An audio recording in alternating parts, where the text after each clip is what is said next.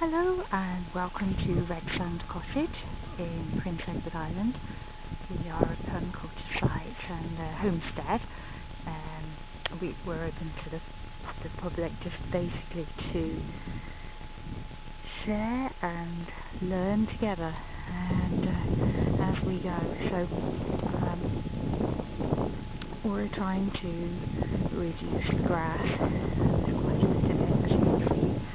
But we've reduced it on the right of the drive by making a Mandala Garden. And if you just go around, you'll see that there's still a bit to go yet.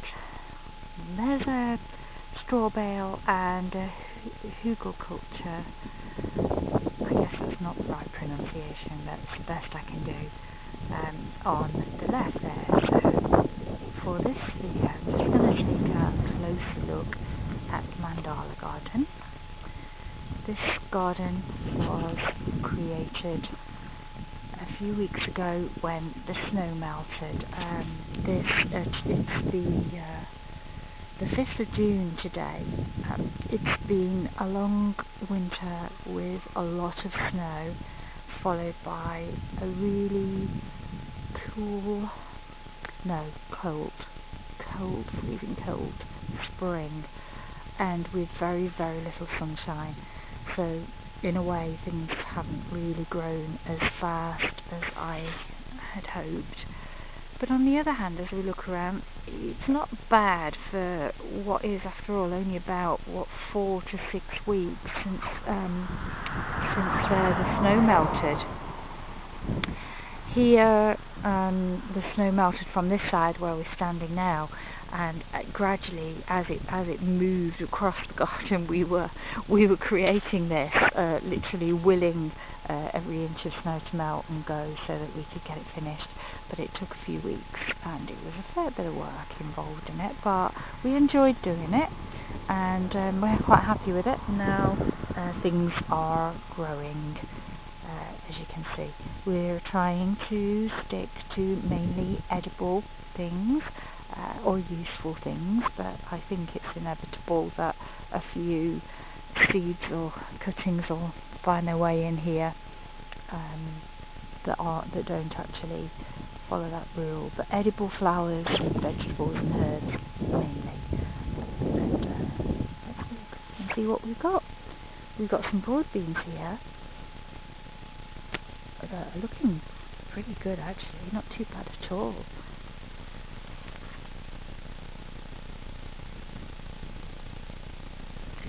There's lemon balm, pansies, which are, I believe, edible. Nice big bit of comfrey there, even in this cold climate with a very short growing season. And we probably get about 3 lots of comfrey. We'll chop it down and use it as green manure, and we'll get at least 3 lots out of the season, and it will spread, and we'll be able to take cuttings and pop it in various different places so that it's conveniently placed just to kind of chop and drop the leaves for an immediate fertilizer. For the time being, that is the one and only comfrey, but I'm sure it will grow. We've got some beautiful bee balm there. You may not be able to see as we look around, but there are lots and lots of little tiny seedlings coming up, and I'm really happy to see that we've got marigolds and borage, nasturtiums, poppies. So I think, even though it's a very slow start this year, I think we are going to get a lovely lot of colour and productivity from the garden. There's kale, some catmint. Here we've got the herb spiral. There's actually, we've just noticed that there's a squirrel actually living in the herb spiral. I'm not quite sure that was the intention, but anyway, the little solar fountain is really struggling to put out a tiny little trickle of water. The key component, of course, having been missing for some considerable time, but we got the herb spiral started. Got some salad, bonnet there, and chives. We've got Johnny John pots, pansies, oregano. What else have I got? Oh, parsley.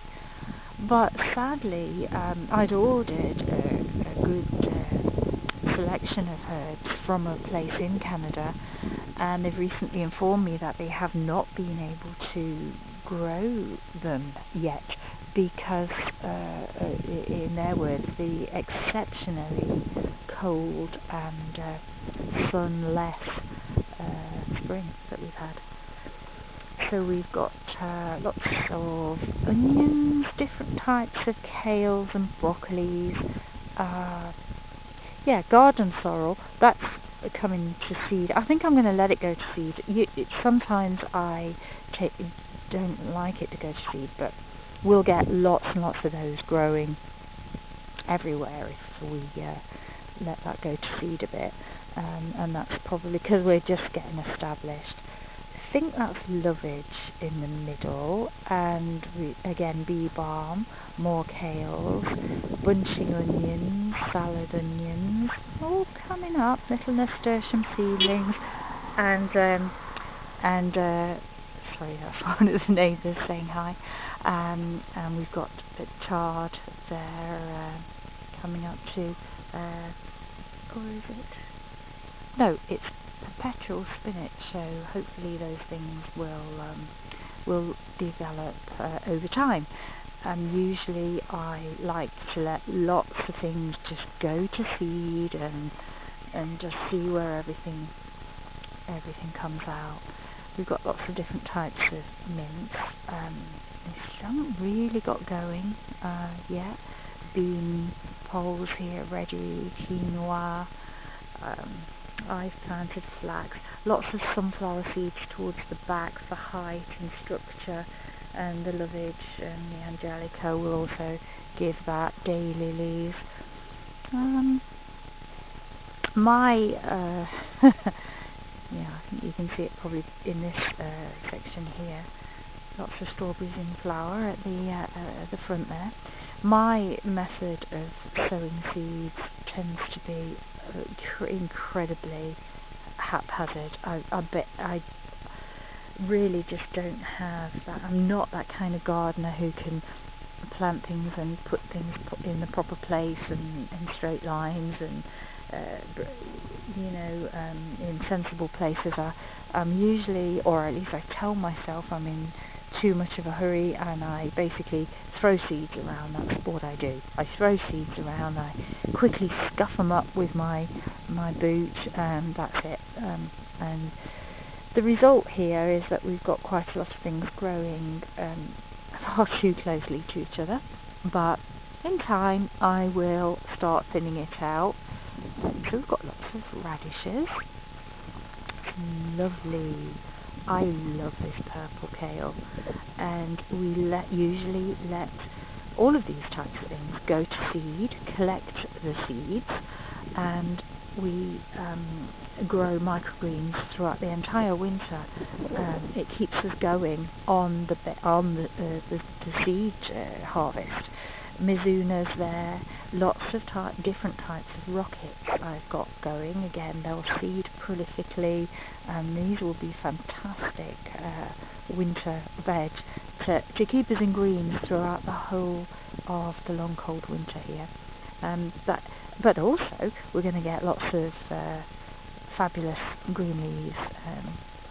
These are already harvestable for salads. So that's good. There in the middle is a lovely quince. It's a quince that has two colours of flower on it.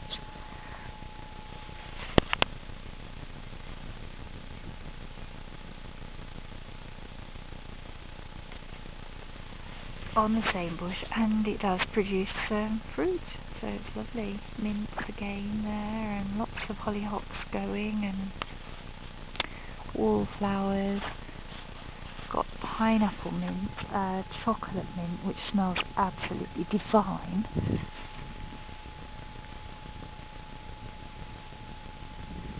ginger mint, I think I've got orange mint, and of course peppermints and spearmints as well. I've got some cacti, again, they're all bunched far too closely together, but we'll you know, it's cool, we'll sort it. All the thinnings will make great salads, anything that's spare.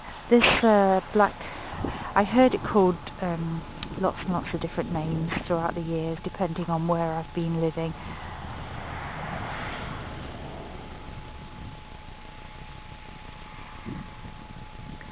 I think one of my friends in Wales used to call it Black Russian or something. Somebody else called it dinosaur kale, but anyway, it's a fantastic kale and a lot more tender, the leaves, than they actually appear. So it's all good. Look at it all coming. Marigolds and borage are grass seedlings, all interspersed with herbs and salads and greens. It's a cold, cold spring, but you know, this isn't a bad start. I'm quite happy with this. That's a little sculpture, tea glass sculpture that I made. It's called the Rainbow Bridge, and I put 100 pieces of sea glass over the bridge, and that is in memory of the 100 sled dogs that got, well, massacred, really, for want of a better word, in Whistler. So that's for the Whistler 100.